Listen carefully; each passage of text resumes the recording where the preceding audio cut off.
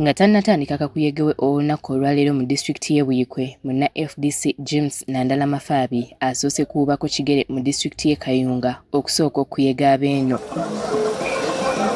Ono asookedde mu Town Council y'e Nazigo era ng'eno gy'avudde okwolekera Kangulumira ng'era obwedda watuuka ayogerako eri abawagizi be. Bungi ddala ate nga gavumenti eriko eyinza okuba nga yebuleese ensonga ya looni n'ensonga y'abamanirira banini tuyisa bubi nnyo. Ngenda kukomya abakulu ngenda kubakoma sente zammwe zikoleki taata ne maama mwoko omukisa nze mbeera omukozi wamwe njagala kubeera mukozi. Okwawukanako nga weguze gubeera mu bitundu ebirala, emmotoka z'abeegwanyiza ebifo eby'enjawulo mu kitundu kino zimwegasseeko okusegula obuwagizi. Mu mmotoka zino mubaddemu abaakazibwako eri abafuut soja ab'ekibiina kino era ng'obwedda buli we bayimirira nga bayambako emmotoka okusigala nga zitambula okusobola okutangira akalippagano k'ebidduka.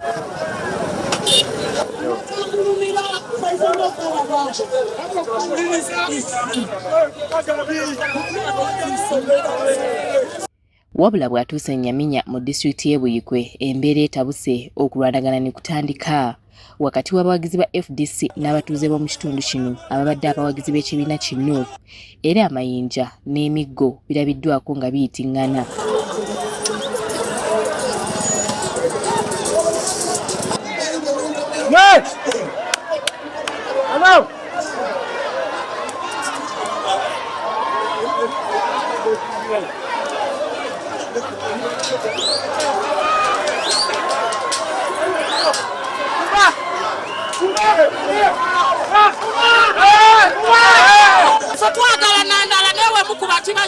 Ndi manager wa Fort Beto.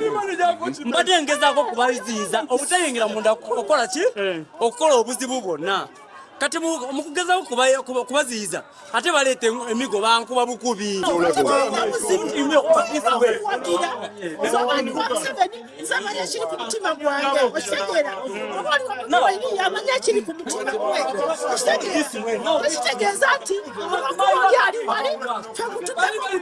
Batambula nabo bakola omulimu mubi okitegeera kubanga akalulu wakabanga kituufu ka muntu wa wansi yalina okakuwa ate otandike abantu botambudde nayo batandike okukuba abantu kibooko tekiba kirungi.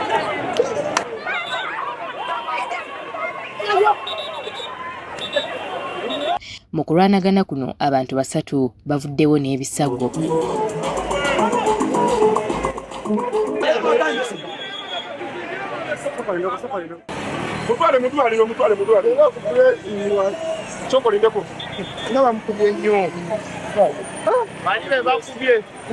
Kyokka kino tekitangidde Nandala kugenda mu maaso ng'ayogerako eri abantu.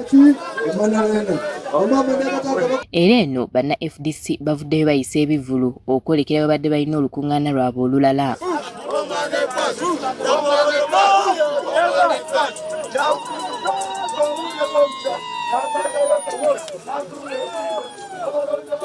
Eno gyategeerezza bannabuyikwe nga bw'azaalwanirira okubeerawo omusaala ogutandikibwako okuweebwa abakozi aba wansi ng'ekigendererwa kya kulemesa abakozesa okunyigiriza abakozi baabwe. Kati Nandala agamba nti singa aweebwa obuyinza wakufuba okulaba nga kino kituukirira. Ne minimum wage twagala minimum obeerewo Bannayuganda bafune ssente zisobola okubabeezaawo si okukola bukoli badeeka baagala Bannayuganda babeere babbi ate bali kukola emirimu. Ekyo kye mbasaba venga bwenafuuka omukulembeze wammwe minimum wage egenda kukola. Nazzeemu okuyimirira mu Tongola Town Council era eno gy'asinzidde n'avumirira ebikolwa byabyo eby'okwerinda okuwamba abantu olw'ensonga y'okwogera ku binyigiriza abantu. Ekyo kikulaga nti gavumenti ya NRM eweddewo era bw'olaba gavumenti atandika okukwata abantu be nga bw'olaba enkoko bw'etandika okulya amagi gaayo manya enkoko etuusa okukola ki okufa. Kati kirina okubagamba kino kye bakutte Saara bakoze ensobi y'amaanyi ate gavumenti emutenga bukyali kubanga kino kigenda okuleeta tension mu Uganda. Abannayuganda saawa yonna tusobola okufuna n'ebizibu byetwayagadde kubeera. Nga bannayuganda beetegekera okuyingira omwaka omupya ekiro kya leero, Nandala abasabye okulonda enkyukakyuka nga 15 omwezi ogujja. Njagala okusooka okwebaza Katonda atutuziza wano okuva mu mwaka nga gubo gwatandika. Era njagala okusaba Katonda ayisemu abannayuganda bonna bulungi mu mwaka guno ogugenda okugwako leero, ate n'ekirala mbagaza omwaka omupya omulungi. Nzija wano mbasaba mwena nga 15 paka n'ennaku eziddako mugende mulonde. Njagala kusaba Electoral Commission ebeera Electoral Commission seno yeekubira oludda, kubanga bwena yeekubira oludda ereeta okutabalakana mu Uganda mu nsi yaffe. Kuba nti olunaku olw'enkya lunaku lukulu era nga lwa ggandaalo, akwatidde ekibiina ki FDC Bendera ku bwa President Nathan Nandala Mafaabi wakuyimiriza mu kakuyegewe olwo atandike ku lunaku olwokutaano okuddamu okuyega abalonzi era ng'agenda kubeera mu disitulikiti y'e Kabarole n'ekibuga Fort Portal. Nze Winitesa Nakayinja agafeeyo ku Spark TV wano mu disitulikiti y'e Buyikwe.